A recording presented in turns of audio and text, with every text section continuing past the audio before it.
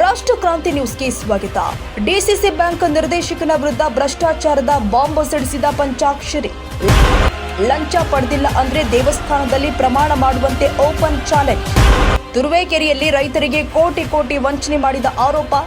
Commission ದಂಧೆಯ ಕರಾಳ ಮುಖ. ಪ್ರತಿ ರೈತನ ಕೆಸಿಸಿ ಸಾಲದ ರಿನಿವಲ್ಗೆ ₹250 ಕಮಿಷನ್. ಸಿದ್ದಲಿಂಗಪ್ಪನ ವಿರುದ್ಧ ಗುಡುಗಿದ ನಿರ್ದೇಶಕ.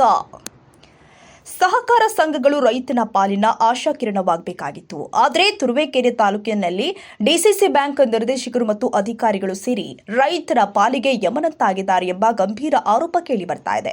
ಡಿಸಿಸಿ ಬ್ಯಾಂಕ್ ನಿರ್ದೇಶಕ ಸಿದ್ದಲಿಂಗಪ್ಪನ ಭ್ರಷ್ಟಾಚಾರವನ್ನ ಪ್ರಶ್ನೆ ಮಾಡಿದ್ದಕ್ಕೆ ದ್ವೇಷ ಸಾಧಿಸಿ ತನ್ನನ್ನು ಅನರ್ಹಗೊಳಿಸಲಾಗಿದೆ ಎಂದು ತುರುವೇಮಾವಿನಹಳ್ಳಿ ಟಿಎಪಿಎಸ್ ನಿರ್ದೇಶಕ ಪಂಚಾಕ್ಷರಿ ಅವರು ದಾಖಲೆ ಸಮೇತ ಸುದ್ದಿಗೋಷ್ಠಿ ಮಾಡಿ ಸಿದ್ದಲಿಂಗಪ್ಪನ ವಿರುದ್ಧ ಸಮರ ಸಾರಿದ್ದಾರೆ.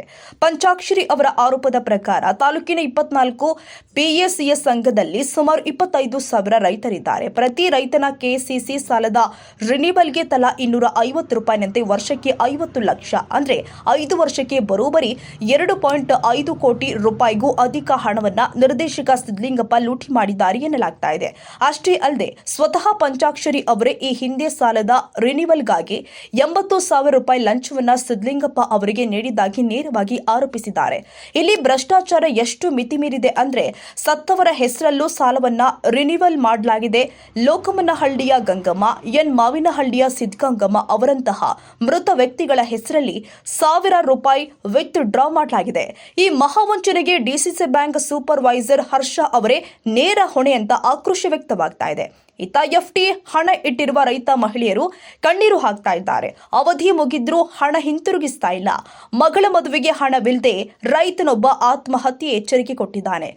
ಸಿದ್ದಲಿಂಗಪ್ಪನವರ ಭ್ರಷ್ಟಾಚಾರ ಅವ್ಯವಹಾರಗಳ ಬಗ್ಗೆ ತನಿಖೆ ಮಾಡಬೇಕೆಂದು ಆಗ್ರಹಿಸುತ್ತೇನೆ. ಹಾಗೂ ನಮ್ಮ ಸೊಸೈಟಿಯಲ್ಲಿ ಸುಮಾರು ನಮ್ಮ ತುರುವೇಕೆರೆ ತಾಲೂಕಿನಲ್ಲಿ 24 ಸೊಸೈಟಿಗಳಿದ್ದು 24 ಸೊಸೈಟಿಗಳಲ್ಲಿ ಸುಮಾರು 25,000 ಜನ ಕೆಸಿಸಿ ಸಾಲವನ್ನು ಪಡೆದಿದ್ದಾರೆ. ಅದರಲ್ಲಿ ಸುಮಾರು ಇವರು ಎಲ್ಲ ಸೊಸೈಟಿಯಲ್ಲಿ ಸಿಒಗಳ ಹತ್ರ ಸುಮಾರು 500ರಿಂದ 1,000 ರೂಗಳನ್ನು ವಸೂಲಿ ಮಾಡಿ ಕೆಸಿಸಿ ಸಾಲ ರಿನ್ಯೂವಲ್ಗೆ ನಮ್ಮ ಮಾಜಿ ಸಚಿವರಾದ ರಾಜಣ್ಣ ಅವರ ಹೆಸರನ್ನು ಬಳಸಿಕೊಂಡು ಅವರ ಹೆಸರಲ್ಲಿ ಬಸಿ ಬಳಿಯುವ ಕೆಲಸ ಮಾಡಿ ಅವರಿಗೆ ₹200 ಕೊಡಬೇಕು, ಅವ್ರಿಗೆ ಕೊಡಬೇಕು, ಇವ್ರಿಗೆ ಕೊಡಬೇಕು ಅಂತೇಳಿ ವಸೂಲಿ ಮಾಡಿ ದಂಧೆ ಮಾಡಿ ಅಕ್ರಮ ಮಾಡುತ್ತಿದ್ದಾರೆ.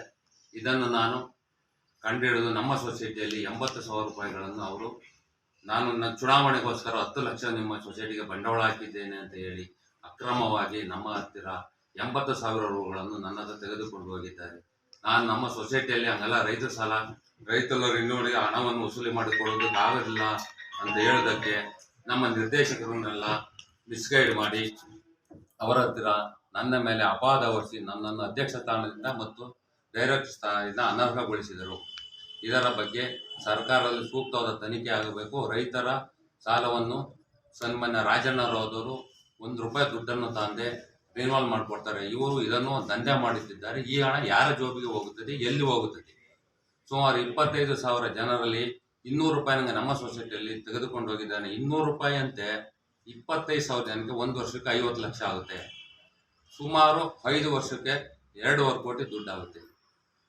ಆ ಹಣದಲ್ಲಿ ನೀನು ಸುಮಾರು ನಮ್ಮ ತಾಲೂಕಿನ ನೀವು ಯಾವುದೇ ಸೊಸೈಟಿಗೆ ಹೋಗಿ ಕೇಳಿದ್ರಿ, ಒಂದೊಂದು ಸೊಸೈಟಿಗೆ 5 ಲಕ್ಷ, 3 ಲಕ್ಷ, 4 ಲಕ್ಷ ಚುನಾವಣೆಯಲ್ಲಿ ಹಣ ಕೊಟ್ಟು ದುರ್ಬಳಕೆ ಮಾಡಿ ಗೆದ್ದು ನನ್ನಂಥ ನಿಷ್ಠಾವಂತ ಡೈರೆಕ್ಟರ್ ಮೇಲೆ ಅಕ್ರಮವಾಗಿ ದಂಧೆ ಮಾಡಿ ನನ್ನನ್ನು ಡಿಸ್ಕ್ವಾಲಿಫೈ ಮಾಡಿಸಿದ್ದಾರೆ. ಇದರ ಬಗ್ಗೆ ಸೂಕ್ತ ತನಿಖೆ ಆಗಬೇಕು ಮತ್ತು ಇಂಥ ಭ್ರಷ್ಟರನ್ನು ಕೂಡಲೇ ಇವನು ಡೈರೆಕ್ಟ್ ಸ್ಥಾನಕ್ಕೆ ರಾಜೀನಾಮೆ ಕೊಡಬೇಕು.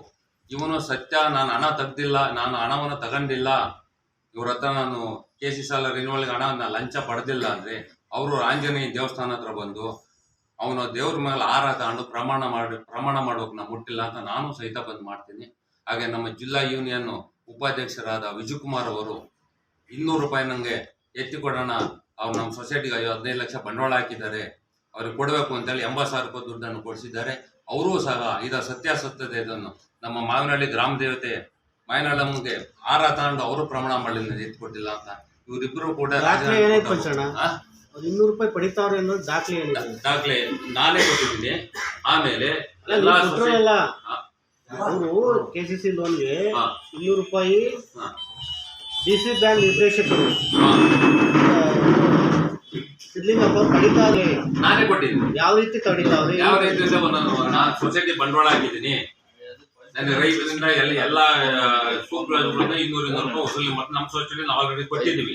ಅವರು ನಾನು ಕೊಟ್ಟಿಲ್ಲ ಅಂತ ಹೇಳಿದ್ರೆ ಅವರು ಆಂಜನೇಯ ದೇವಸ್ಥಾನಕ್ಕೆ ಬಂದು ಅವ್ರು ಹಾರ ಕೇಳಿ ದೇವಸ್ಥಾನ ನಾನು ಸಿದ್ಧ ಪ್ರಮಾಣ ಮಾಡಕ್ಕೆ ಬಂದು ಹಾರ ಹಾಕಿ ಅಂತ ಹೇಳಿ ನಾವು ಪಡೆದಿಲ್ಲ ನಮ್ಮ ಸೊಸೈಟಿಗೆ 80,000 ರೂಪಾಯಿ ಅಂತ ಕೇಳೋನು. ಇದನ್ನ ನಾನು ಕಳಿಸಿ GB ಮೇಲೆ ಮಾತಾಡೋದಕ್ಕೆ ನನ್ನನ್ನು ಡಿಸ್ಕ್ವಾಲಿಫೈ ಮಾಡಿಸಿದ್ದಾರೆ. ಈ ಅನ್ಯಾಯ ನಮ್ಮ ತಾಲೂಕಿನಲ್ಲಿ ಯಾವುದೇ ಸೊಸೈಟಿಲೂ ಕೂಡ ಆಗಬಾರದು. ನಮ್ಮ ಸೊಸೈಟಿಯಲ್ಲಿ ಬಂದು ಒಂದೇ ಸಲ ಅಕ್ರಮವಾಗಿ 450 ಸೇರನ್ನು ಹಾಕಿ ಭ್ರಷ್ಟಾಚಾರದಿಂದ ಗೆದ್ದು ಈ ತರ ಆಡಳಿತ ಮಾಡ್ತಾವನೆ ಇವನು ಕೂಡ. ಮಾಜಿ ಎಪಿಎಂಸಿ ಅಧ್ಯಕ್ಷ ರೇಣುಕಪ್ಪ ಹಾಗೂ ತಂಡಗಾಂವ್ PACS ನಿರ್ದೇಶಕ ಕೋಳಾಲ ರಘು ಅವರು ಮಾತನಾಡಿ, ಈ ಕೂಡಲೇ ಲೋಕಾಯುಕ್ತ ತನಿಖೆ ಮಾಡಿ ಭ್ರಷ್ಟ ಅಧಿಕಾರಿಗಳನ್ನ ವಜಾ ಮಾಡಬೇಕು ಅಂತ ಆಗ್ರಹಿಸಿದ್ದಾರೆ. ಒಟ್ಟಲ್ಲಿ ರೈತನ ಬೆವರಿನ ಹಣಕ್ಕೆ ಕನ್ನ ಹಾಕುತ್ತಿರುವ ಈ ಸಹಕಾರಿ ಮಾಫಿಯಾ ವಿರುದ್ಧ ಹೋರಾಟದ ಕಿಚ್ಚು ಹತ್ತಿಕೊಂಡಿದೆ. ನ್ಯಾಯಾಲಯದ ಆದೇಶದಂತೆ ಪುನಃ ಅಧಿಕಾರ ವಹಿಸಿಕೊಂಡಿರುವ ಪಂಚಾಕ್ಷರಿ ಅವರು ರೈತರ ಪರವಾಗಿ ನಿಲ್ಲುವುದಾಗಿ ಘೋಷಿಸಿದ್ದಾರೆ. Suresh Babu M, Rashtrakranti news, Turuvekere.